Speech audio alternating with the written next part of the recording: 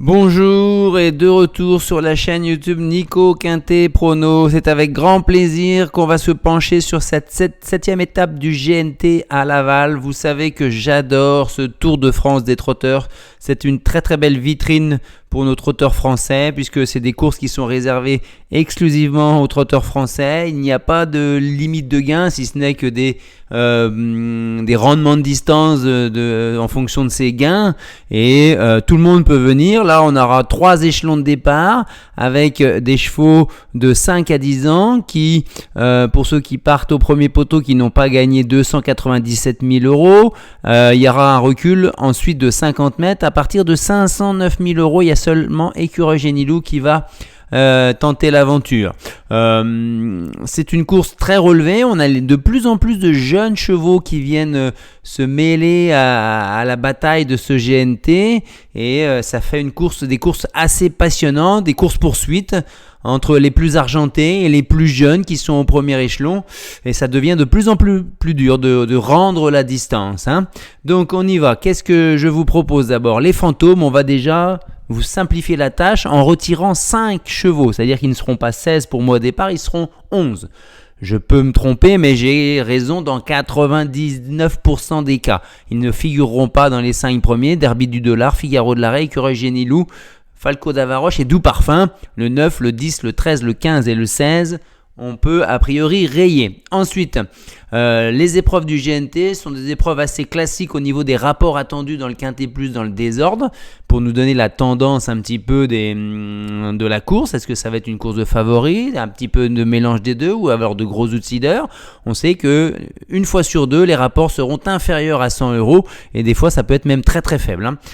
Mais par contre, 20% des cas quasiment, on aura des rapports de plus de 1000 € dans le désordre.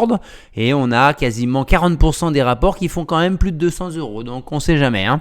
La réussite du premier et deuxième favori dans le GNT, on le voit là. Et au moins un cheval plus de 7e favori de la presse, en l'occurrence à partir des outsiders. Une fois sur 3 dans le tiercé, quasiment une fois sur 2 en quarté et quasiment 3 fois sur 4 dans le quintet. Donc il va falloir mettre des chevaux ici. Sachant que je vous en ai éliminé quand même un paquet là. Donc il vous reste éventuellement le 5, le 8, le 12 et le 3. Voilà. Qu'est-ce que je vous propose comme base de jeu gagnant sur ce mercredi 7 juin? Je pense que le 1, Horace de Goutier, le cheval à Garato qui va être mené par Hugues Montulé. Il a été absent de février 2022 à février 2023. Il rattrape désormais le temps perdu. Le 1, ça veut dire qu'il est le moins riche, mais il est en retard de gain, hein. Faut pas s'arrêter là-dessus. Généralement, on a du mal à mettre le 1 en tête dans les chevaux, dans les courses où il y a pas d'autostart parce que c'est le moins riche. Mais là, il est en retard de gain. Il est toujours à l'arrivée quand il n'est pas aligné face au crack de sa génération, hein. Il court généralement, il a déjà couru en étant battu de peu, certes, mais battu par Renek, Aukerberry, Elite Lop, Prix d'Amérique, par Hussard du Landrais, au Caille de Giel, excusez du peu. Et il est encore meilleur corde à gauche. Et quand on va voir ses chronos, quelle référence il a sur la grande piste à Vincennes, il descend sous les 12, hein, quasiment un placé potentiel de Prix d'Amérique, hein. Donc, je le mets en tête. Là. Indice de confiance, 4 sur 5. Ensuite, le 4, Audi Partner, je l'ai mis assez haut parce que il a des références chronométriques qui sont intéressantes, pas à Laval, mais plus sur Vincennes. Et je me suis basé un peu sur ces réductions kilométriques de Vincennes, hein. On dit que c'est un peu Laval, l'antichambre de Vincennes, hein. Il est rarement hors des 5 depuis septembre 2022, hein, où il a 76% de réussite. Il vient de finir, pareil, excusez du peu, 4e de Harlem de Bussy, de Avedrim, de Orchestro. Orchestro, il vient de battre Gentil de Muse à Vichy dernièrement. Donc pour moi, il va lutter pour les belles places, hein, en étant caché bien sûr lui, hein. Attention, hein. Caché, Nivard, il a déjà gagné son étape du GNT, hein. Ensuite, le 11, je vais maintenant aller chercher un peu au deuxième échelon parce que je pense que ces deux-là, on ne pourra pas leur rendre la distance. Après, c'est possible. Le 11, Goéland Dauphin, il a été malheureux au Croisé-la-Roche. On recommence avec Déféré des 4, Damien Bonne, un rendement de distance, mais il est en pleine bourre en ce moment, donc allons-y, il va se racheter. Ensuite, le 14, Happy Valley, Elle est très très régulière pour les places du podium, quoi. 2, 3e en ce moment. Hein. Elle monte en puissance, déféré des postérieurs. Jean-Philippe Dubois, il va patienter, il va essayer de se faire ramener et finir. Donc voilà, une belle place et incontournable dans votre pronostic. Hein. Voilà, ça c'est des chevaux qu'il ne faut absolument pas sortir de vos jeux. Hein. Là, le 1, le 4, le 11 et le 14. Ensuite, on retourne au premier échelon avec le 2 impressionniste qui est le plus jeune. Hein. C'est la jeune génération des 5 ans. Il n'est pas de tous les jours. Il est seulement déféré des postérieurs, mais il est nettement mieux comme ça que des 4. Donc on y va en tête, parcours caché. Il va viser les 3, 4e places. Hein. Il n'a pas un super chrono sur les parcours de longue haleine. Donc voilà, je l'envisage davantage pour une place s'il reste sage. Hein. Avec la drive d'Éric Raffin, qui le connaît, ça peut le faire. Ensuite, le 12, Hip Hop au fort. Je l'ai mis assez bas. Hein. Il a bien fini la dernière fois, 3e au Creuset-la-Roche. Il est passé à travers l'incident et la chute de Gamin Jabba et de Nicolas Bazir. Là, il est ferré, mais ferré léger, nous dit Bijon. Il va le mener. On sait qu'il le prépare pour le René Ballière dans 10-15 jours. Hein. Malgré tout, là, on ne peut pas l'interdire de prendre une place. Il va être légèrement abandonné à 15-20 contre 1 quand même, hein, parce que pour la gang, ça va être difficile. Pareil, hein, incontournable pour moi. Hein. Ensuite, le 6, Hidalgo Denoé, je le mets assez bas. Parce que, alors certes, il a été 3e de Gitano à Veudrime, là, en avril. Il court à bon escient, il a visé cette course, hein, l'entourage à Sébastien Provost a visé cette course avec lui. Il avait un petit peu déçu dans l'étape du GNT à Damien où il ne finissait que 4e.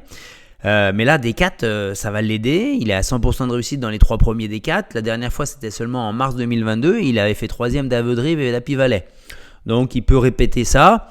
Ses références chronométriques m'a incité à le mettre un peu plus bas. Peut-être que je me trompe. Et enfin, j'ai longuement hésité, je vous les affiche tout de suite, entre Geisha Speed et Galileo Bello. Geisha Speed, ce qu'elle a pour elle, c'est sa régularité. Elle est irréprochable depuis quasiment février 2022 où elle est à 73% de réussite dans les 5 premiers. Ses réductions kilométriques sont pas fabuleuses, mais ça lui laisse la possibilité de venir prendre une place en partant en tête. Maintenant, à l'attelé, je l'aime mieux quand il n'y a que des lots de femelles. Hein. Donc là, je l'ai préféré à Galileo Bello. Certes, Galileo Bello, dans un bon jour, et sur cette piste-là qu'il aime bien, piste plate à Laval, il est capable de belles choses. Il a un chrono de 1:13.4 à Laval. Je ne suis pas sûr que ça suffise.